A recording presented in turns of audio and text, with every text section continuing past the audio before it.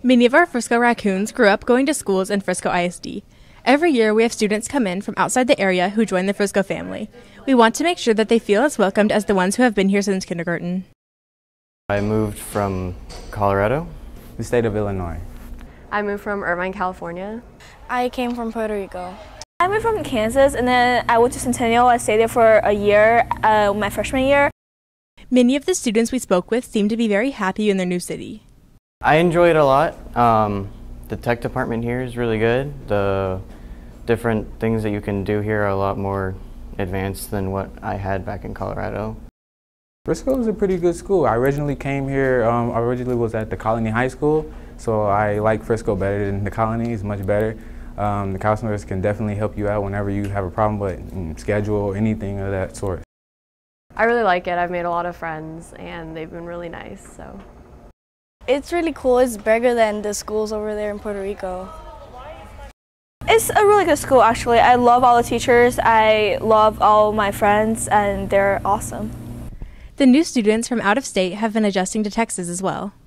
I enjoy it being a lot warmer. It was a lot more cold back there, and I personally don't like the cold weather. I enjoy Texas because there's a lot of more opportunities here, so I find it more for a better future for myself instead of staying back where I came from, so yeah.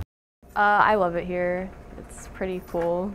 I like it a lot over here. It's not the same as Puerto Rico, but I like it. I really like it here. I made a lot of new friends, and then it's great. The schools are great, the teachers are great. I like it here. Frisco High School seems to be a great fit for these new raccoons. Next time you see one of them in the hall, make sure to give them a friendly hello. For Racc TV, I'm Maria Lawson. AP Physics has a reputation of being one of the most difficult classes taught at FHS. Most juniors, very few sophomores, and possibly freshmen are enrolled in this course. Grades are decreasing, calculators are used daily to justify work, complicated topics are driving students crazy. The question is, why is physics so difficult? The concept or the physics part of it is very detailed, very mathematical driven. Here in high school, what we're really teaching, because we know that a lot of the students aren't going to go into a degree of physics, but they're going to learn how to solve complex problems, how to take a difficult situation, break it down into smaller bits that they can understand and control and find a solution to the larger problem. Physics is easier to understand when we can associate it with something we can relate to. Well, we do a lot of examples. Most of them involve gazelles. Well, at least recently, where a gazelle runs off a cliff and you have to find out how far the gazelle went. Physics can also be what you make it. A lot of people told me that it was going to be so hard and that I wasn't going to understand anything, but it's actually not as hard as a lot of people say, because like I said, if you understand the concepts and you understand what you're working towards in the problem, then you're going to make a good grade in the class. There was a transition of Pre-AP Physics becoming AP Physics 1 and AP Physics B becoming AP Physics 2. Depending on our career, we may or may not use physics in everyday life, but the course can benefit us by learning how to solve any situation. Degrees in physics is the highest rate of acceptance in the medical schools. It's the highest rate of acceptance in the law schools. That degree opens up many doors for you that otherwise aren't available to you, because it's a degree that says you can think, you can problem solve, you can apply the real world situation. Remember, if you're ever having the intention of giving up,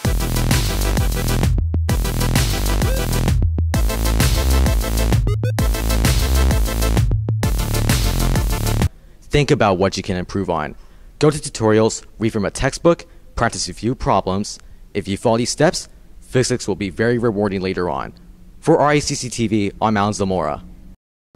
The FHS Choir and Orchestra will be presenting their second annual combined winter concert this Tuesday, December 15th at 7 p.m. in the school auditorium. This is a concert that everyone will enjoy. There's a variety of music. There's a little something for everyone. We'll do some sacred songs like First Noel in the Bleak Midwinter. The choirs are processing on a Hanukkah song. There'll be songs in Hebrew, and then of course, familiar tunes like Winter Wonderland. The choirs and orchestras are combining on Believe from Polar Express, and then we're ending with a medley of all different familiar tunes. So there'll be a little bit of something for everyone. They're going to like the fact that it's not just choir. So it's not like a regular choir concert. With this concert, we have like all the orchestra instruments. It's going to be really fun. The first thing that they're going to experience is the fact that the choir and the orchestra are actually playing together, which only happens once a year. The second thing that our audience will experience is the fact that whenever you add instrumentation to an ensemble like the choir, you get to hear the richness and the fullness of the harmonies that sometimes get buried in the music.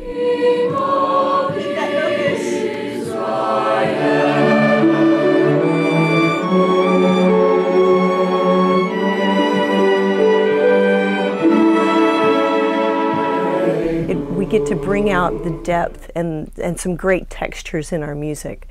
Plus, you'll get to see some of these great instruments, the harps. They're going to be playing at our concert as well.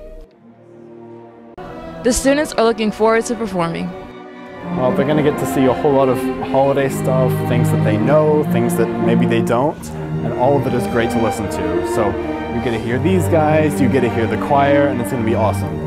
I think the audience will enjoy most about the show is the traditional music that we're singing, and all the melodies and the different types of music. I mean, we're going to have the choir there and the orchestra in the auditorium all performing, so I think it will be pretty good, and they'll enjoy most about that. This is a holiday show you won't want to miss. Remember, the concert is this Tuesday at 7 p.m. in the auditorium. They've been working very hard to make sure this show is unforgettable. We hope to see you there. For Racc TV, I'm Alicia Young. The 2015-16 basketball season is now underway, and if preseason is any judge, it looks like we're in for a great year. We may have to jump through a few hoops because we have a younger team than last season, but overall, the coaches and players feel good. I am very confident with the kids that we have. Our players are intelligent basketball players, which always works out well when you're playing any kind of sport, when you have an intelligence level that our kids do. So I'm very confident that our kids will perform well.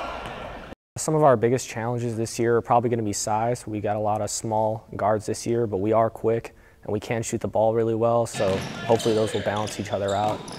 Our district this year it's going to be interesting. We got a lot of tough teams this year, but I think we're going to do pretty well. I think we'll be pretty successful, hopefully finish in the top 4 and make it to playoffs this year. When we try to rebound, it really takes a full team effort. Everyone has to get in there and rebound and box out. Well, as a team, we all shoot pretty well, so we all just want to shoot from deep and make as many threes as possible. It really makes a difference when there are crowds in the stands. The crowd plays a big role for a basketball game. For the opposing team, if you have a loud crowd, then they usually don't play as well as they usually do, and it just gets us more confident and allows us to play better. Well, with a rowdy crowd, man, that's all we need to really get going sometimes. The crowd really affects it. If we have a good crowd out there, it just gets us pumped and helps us carry momentum through the game. Well, obviously it just gives us a lot of energy, whether it's warming up, running on the court, and just during close game situations, it just helps to have your friends and just people at your school just cheering you on, and just gives everyone energy to play harder. The players are looking forward to the season. I'm looking forward to being a little underestimated, but kind of showing the district who we really are, and trying to go for a district title this year. So tonight we play at Heritage. It all starts at 4:30 as the freshmen and JV boys and girls begin the Friday night games. The varsity girls play at 6 and the varsity boys play at 7:30. Come out tonight and support the teams. It's a date. For Racc TV, I'm Clark Shannon.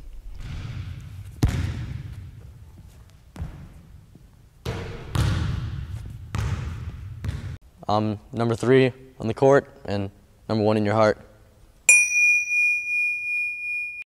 Many students are not aware that Frisco ISD has a policy of not letting people into the schools through the side doors while classes are going on. Specific procedures have been put in place for security reasons. The policy for the closed doors is the doors are locked from 9 a.m. to 4:10 p.m. We unlock them automatically at between first and second, second and third, third and fourth, and at the end of the day.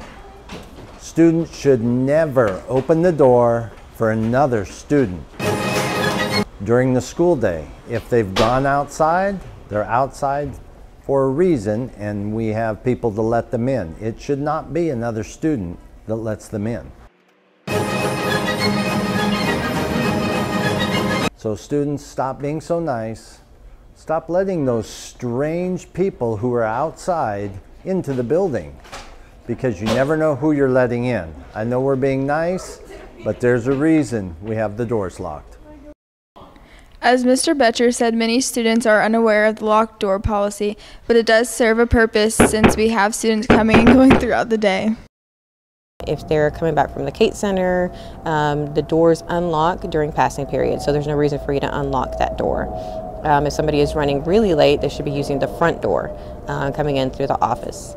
If we have any visitors, they should be checking in the office, and so they'll be coming in the front door. So really, no other reason to open doors, certainly no reason to prop open any doors. There have been situations in the past that could have been serious. My main concern is for the security of the students, but I can only do so much. I'm one person. The next time we are put in that situation where someone is knocking on the door, we need to send that person to the front door. None of us would want to be responsible for putting all of us in a vulnerable situation. For Racc TV, I'm Chelsea Koenig. Sorry, man, I'm afraid I'm gonna have to send you around to the front office. Man, do you know who I am? Yes, you're the glow man, but no one gets by.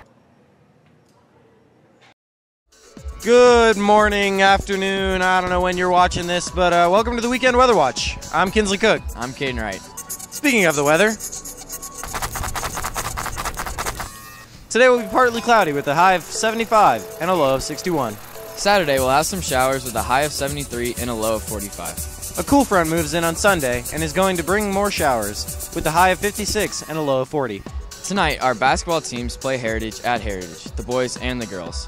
Also, let's not forget that this coming Tuesday, our choir and orchestra are combining to perform the annual winter concert at 7 p.m.